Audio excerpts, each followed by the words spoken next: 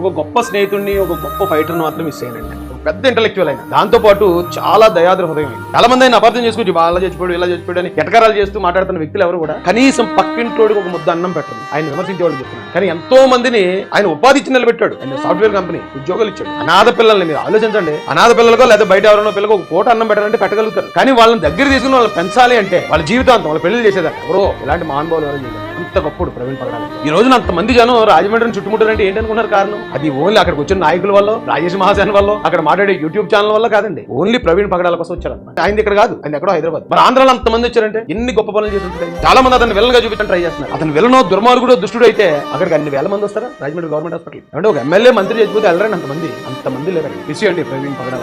Brother Rajesh అనేవారు. ఈ మాట ఇంకా నా చెవుల్లో వినిపిస్తుంది. మీరు మళ్ళీ నన్ను అలా ఫోన్ చేసి బ్రదర్ రాజేష్ అని పిలిస్తే వినాలనిపిస్తుంది, బాధనిపిస్తుంది. ఇలాంటి బలవంతమైన హఠాన్ మరణం ఎంతో సాధించరండి.